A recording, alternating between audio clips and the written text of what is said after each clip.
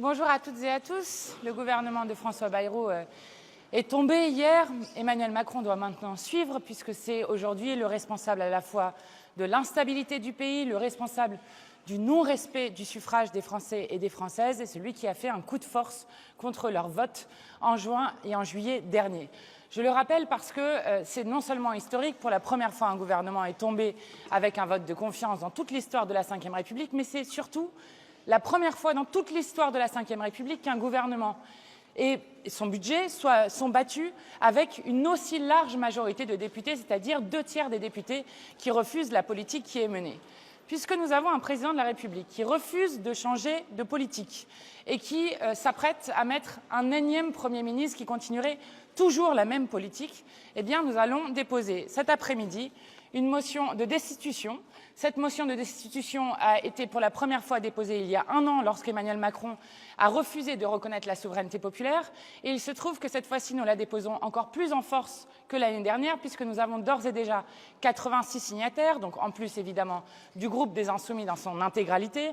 Il y a des membres du groupe écologiste et des membres du groupe GDR qui co-signent cette proposition et nous en aurons peut-être d'autres avant le dépôt cet après-midi autour de 15 heures. Je remarque que d'ores et déjà, contrairement à la dernière fois, nous avons nombre de responsables politiques qui appellent eux aussi à la démission ou à la destitution du président de la République. Nous lui laissons le choix. Je note que, par exemple, Jean-Pierre Raffarin, ancien Premier ministre, a lui-même dit qu'il fallait une présidentielle anticipée et donc le départ d'Emmanuel Macron, que le président de l'Association des maires de France s'est lui aussi prononcé pour le départ d'Emmanuel Macron, Valérie Pécresse de même, Copé et d'autres qui se sont exprimés sur cette question. Évidemment, le groupe parlementaire insoumis prendra toute sa place pour se mettre au service du mouvement du 10, dont un des mots d'ordre est justement le départ d'Emmanuel Macron. Il s'agit maintenant de sortir par le haut de l'impasse dans laquelle nous a mis le président de la République depuis plus d'un an et de faire en sorte que cette motion de destitution soit donc examinée au sein de cet hémicycle.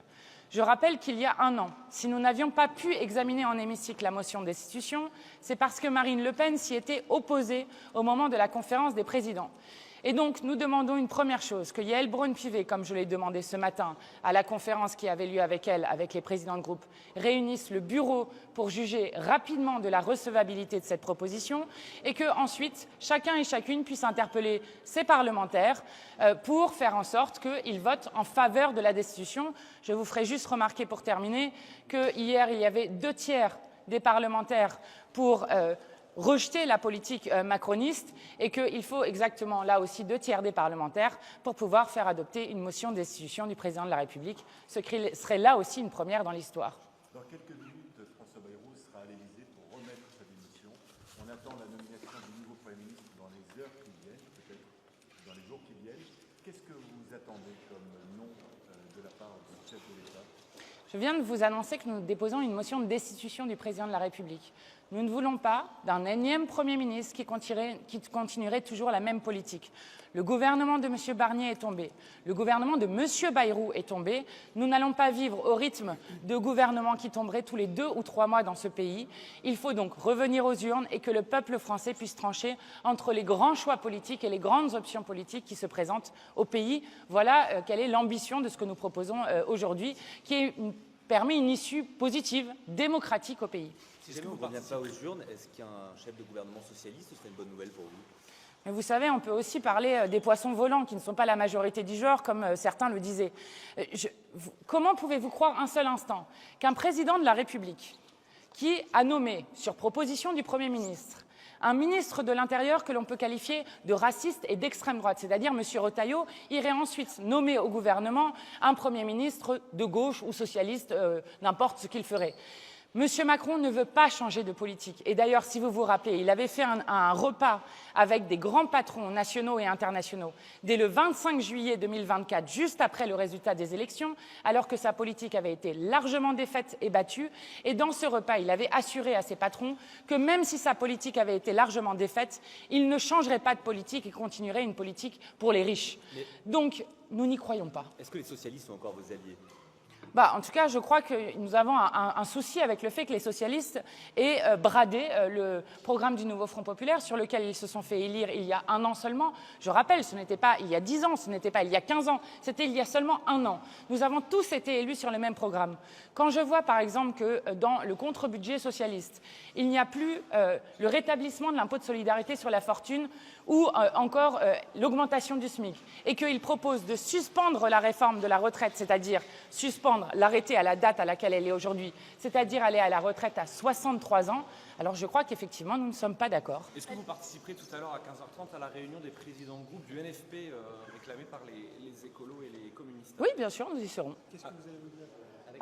Nous allons discuter des enjeux qu'il y a dans les quelques semaines qui viennent à l'Assemblée nationale, c'est-à-dire notamment les enjeux autour du renouvellement du bureau de l'Assemblée nationale. Donc le NFP n'est pas mort? Mais vous savez, on a des réunions de travail, Mais ceux qui ont mis un coup de canif dans le nouveau Front populaire, c'est justement le Parti socialiste en reniant son programme, puisque je rappelle que l'Alliance est d'abord et avant tout faite sur un programme de rupture. Est-ce que d'autres sujets seront abordés lors de cette réunion? Monsieur P disait que l'idée, c'était aussi de mettre du lien entre les différents groupes du NFP. Vous savez, je crois qu'on se parle assez régulièrement avec Cyrielle Châtelain, par exemple. Donc, je ne crois pas qu'il y a besoin de faire du lien en particulier. Vous verrez, on va vous transmettre le nombre de signatures qu'il y a pour la motion de destitution. Et vous verrez qu'il y a un grand nombre du groupe GDR qui vote la motion de destitution du président de la République, notamment les élus ultramarins qui la co-signent pratiquement tous. Ensuite, qu'il y a aussi des députés du groupe écologiste qui la co-signent. Et donc, d'ailleurs, c'est encore possible de le faire avant de la déposer. Donc, voilà, il n'y a pas de souci particulier, c'est une réunion de travail. L'idée d'un négociateur qui pourrait trouver un terrain d'entente entre tous les partis politiques, ça a été lancé par Gabriel Attal. Est-ce que ce serait pour vous une bonne idée? Non, c'est une idée complètement absurde qui vise de nouveau à faire en sorte que la Macronie continue à se maintenir au pouvoir coûte que coûte. Sa politique a été défaite. La politique d'Emmanuel Macron a été défaite par le vote des Français et des Françaises par 3 fois dans les urnes. Il est temps qu'enfin on respecte le résultat de la souveraineté populaire et du vote qui s'est exprimé. Et il est temps qu'enfin on tourne la page de la Macronie et de sa politique de malheur.